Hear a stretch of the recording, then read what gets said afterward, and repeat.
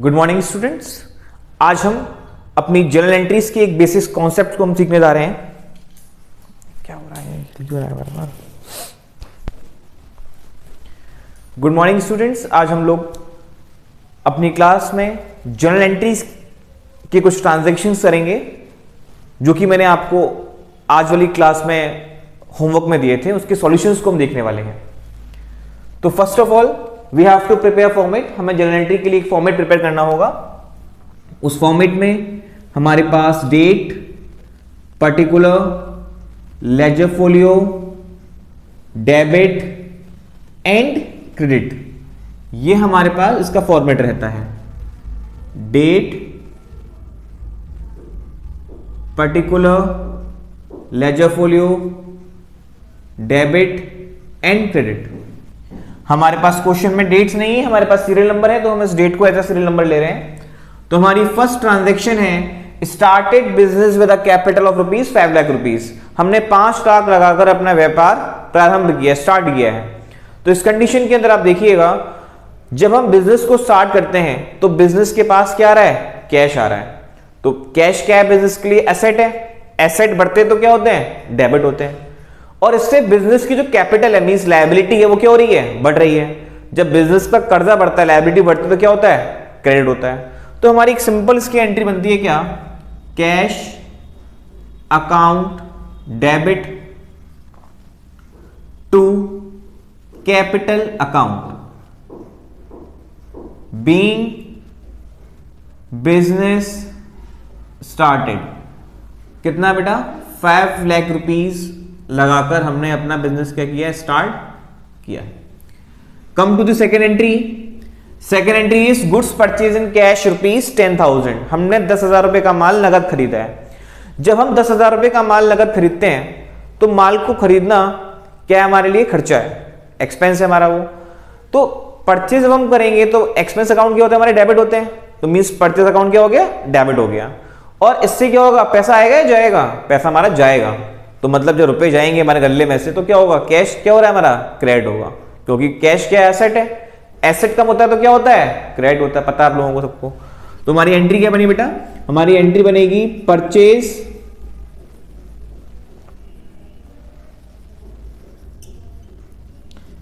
Account debit to cash account being goods purchase in cash rupees 10,000।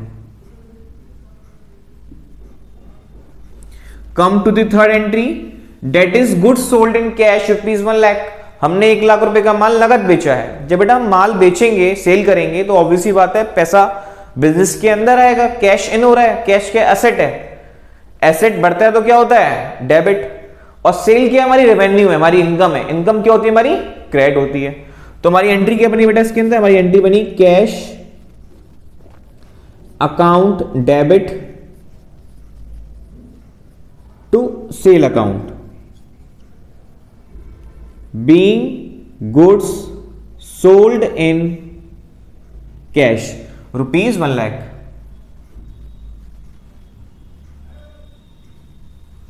Come to the fourth entry बेटा। Fourth entry क्या है? Proprietor sold his wife jewellery and bring rupees 2 lakh in the business by cheque. Proprietor means businessman. Businessman ने अपनी wife की jewelleries को बेच दिया और उससे जो पैसा आया, कितने रुपए? 2 लाख रुपए। उस पैसे को उसने बिजनेस में इन्वेस्ट कर दिया by cheque. Cheque means bank account के थ्रू पैसा आ रहा होगा। तो इसमें एंट्री क्या होगी? बिजनेस के अंदर पैसा आ रहा है, किसके थ्रू आ रहा है? चेक के थ्रू। तो मींस हमारा बैंक अकाउंट क्या हो जाएगा? बढ़ जाएगा। बैंक हमारी एसेट, एसेट बढ़ रही तो क्या होता है? डेबिट। और बिजनेस की क्या बढ़ जाएगी इससे? कैपिटल। कैपिटल मींस लायबिलिटी, कर्जा बढ़ जाएगा हमारे बिजनेस का। तो एंट्री क्या बनेगी बेटा इसमें हमारी? Bank account debit to capital account being money invested in business. कितने रुपए हैं बेटा? ये 2 लाख रुपए हमने बिजनेस के अंदर इन्वेस्ट कर दिए। नेक्स्ट एंट्री बेटा हमारी फिफ्थ एंट्री क्या बोल रही है, salary paid in cash ₹5,000। Salary business के लिए क्या है, खर्चा है। मैंने बताया था आपको जब सुबह रूल्स कराए थे, तो सैलरी पे करना क्या होता, सैलरी मान ली क्या है, एक्सपेंस है। एक्सपेंस क्या होते हैं हमारे, डेबिट, पैसा जा रहा है।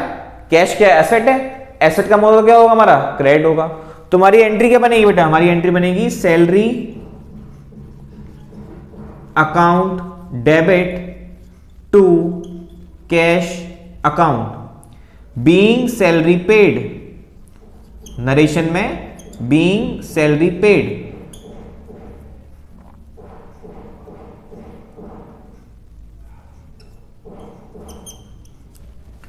₹5,000।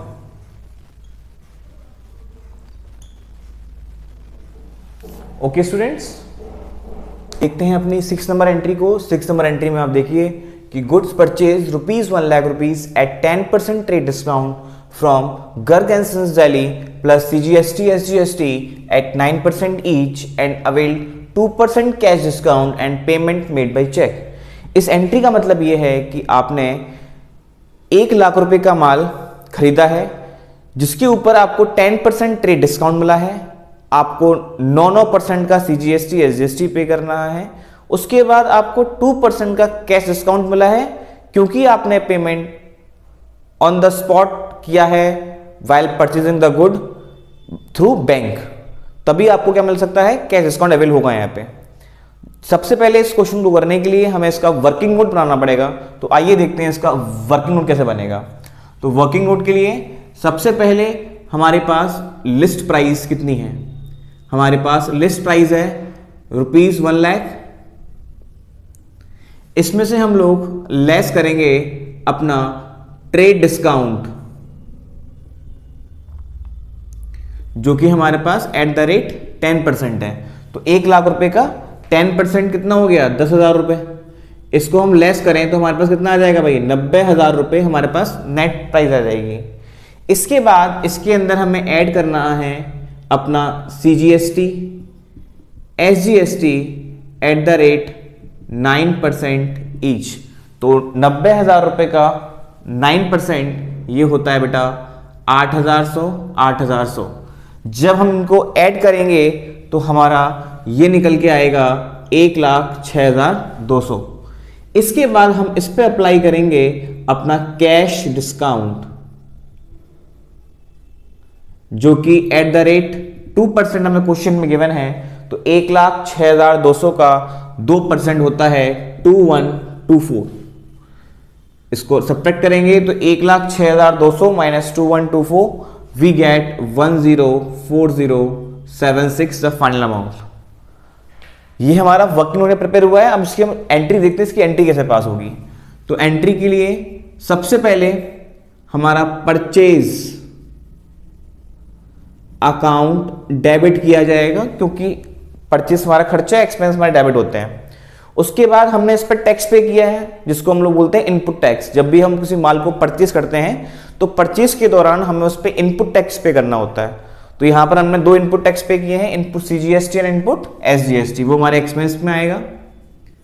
Input CGST account debit, input SGST account debit.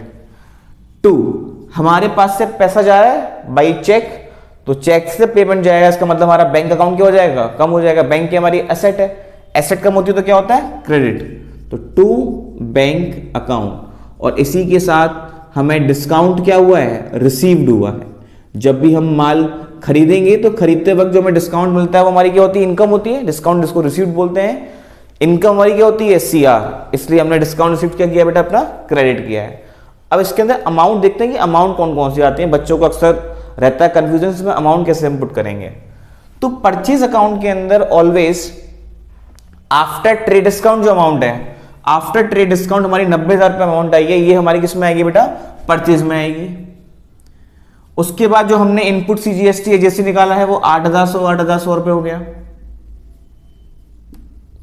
उसके बाद बैंक अकाउंट में जो हमने फाइनल पेमेंट किया है डेट इज 104076 आ जाएगा, और हमें डिस्काउंट जो रिसीव हुआ है वो हुआ है बेटा 2124 का। तो इस प्रकार से हमारी एंट्री कंप्लीट हो जाएगी। इसको हम नरेशन में पास कर देंगे, being goods purchase. I hope ये एंट्री आपको क्लियर हो गई होगी। अब हम आते हैं सेवेंथ एंट्री पे। Seventh entry is salary outstanding ₹1000। देखिए सैलरी आउटस्टैंडिंग का मतलब क्या होता है कि ऐसा कोई भी खर्चा, हम आउटस्टैंडिंग एक्सपेंसेस की बात करें तो ऐसा कोई भी खर्चा जो ड्यू तो हो चुका है लेकिन हमने उसका पेमेंट अभी नहीं किया, पेमेंट हम बाद में करेंगे, उसको बोलते हैं हम लोग आउटस्टैंडिंग एक्सपेंस। तो उसी प्रकार इस क्वेश्चन के अंदर सैलरी आउटस्टैंडिंग है, मतलब कि सैलरी ड्यू हो चुकी है पर लेकिन अभी आपने पे नहीं की है, तो उसमें हम लोग क्या एंट्री करेंगे बेटा, सैलरी अकाउंट डेबिट। सैलरी हमारा खर्चा होता है, खर्चे क्या होता है, डेबिट होते हैं, टू सैलरी आउटस्टैंडिंग अकाउंट। बेटा हमने आउटस्टैंडिंग अकाउंट क्यों लिखा है यहां पे, सैलरी आउटस्टैंडिंग अकाउंट? देखिए सैलरी आउटस्टैंडिंग अकाउंट एक हमारी लायबिलिटी है। लायबिलिटी में भी कौन सी लायबिलिटी सर?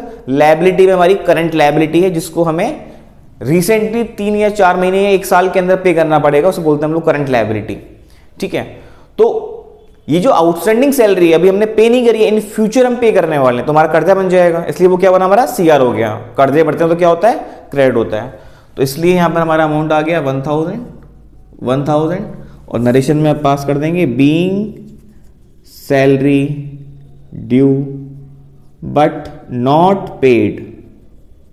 सैलरी ड्यू हो चुकी है लेकिन आपने अब तक अपना पे नहीं। क्वेश्चन आप पे आते हैं, that is depreciation on machinery 10%, machinery cost is ₹1 lakh. Machine पर हमने डेप्रिसिएशन लगाया। देखिए डेप्रिसिएशन बिजनेस के लिए एक तरीके का लॉस है, या इसको आप एक्सपेंस भी बोल सकते हैं, लेकिन ये क्या है, नॉन कैश एक्सपेंस है, इससे आपके बिजनेस से पैसा नहीं जाएगा। बस इससे होगा क्या कि जो आपके बिजनेस की एसेट है, संपत्ति है, जैसे कि मशीनरी यहां पर हमारी फिक्स एसेट है, उसकी जो वैल्यू है वो क्या हो जाएगी, कम हो जाएगी। तो ऑब्वियसली बात है जब डेप्रिसिएशन खर्चा है तो खर्चे क्या होते हैं, डेबिट होते हैं, और मशीनरी एसेट क्या होती है, कम हो जाएगी। तो एसेट कम होगी तो क्या होगा, क्रेडिट होगा। तो हमारी एंट्री क्या बनी बच्चों, हमारी एंट्री बनी बेटा इसकी depreciation account debit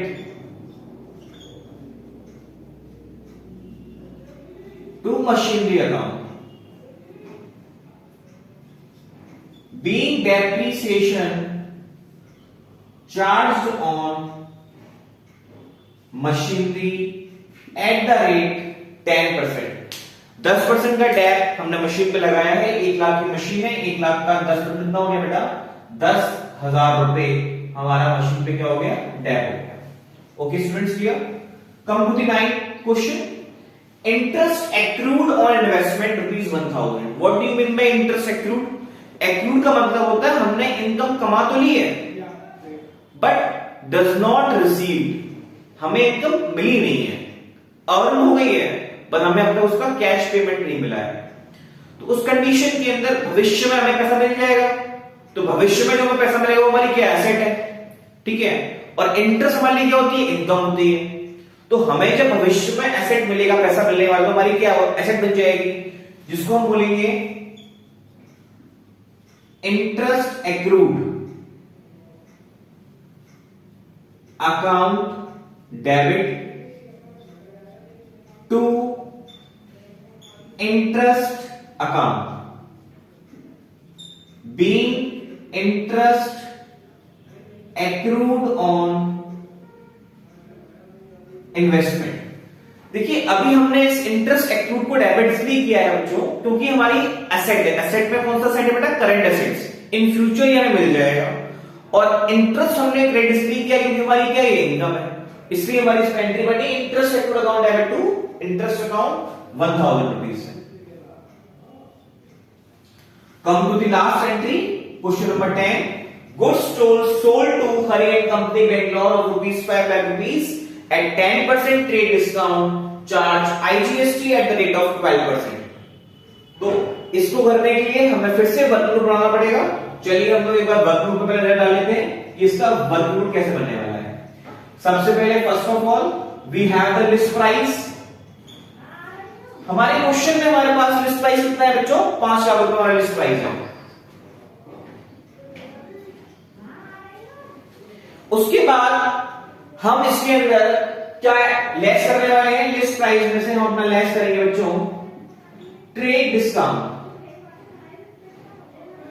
10% trade discount है तो 5 लाख रुपए का 10% हो गया बच्चों 50,000 रुपए। तो 5 लाख में से 50,000 गया, ये आ गया बच्चों हमारे पास 4.5 लाख रुपए। ओके स्टूडेंट्स, उसके बाद सिंपल हमें अपना आईजीएसटी ऐड करना है इसके अंदर।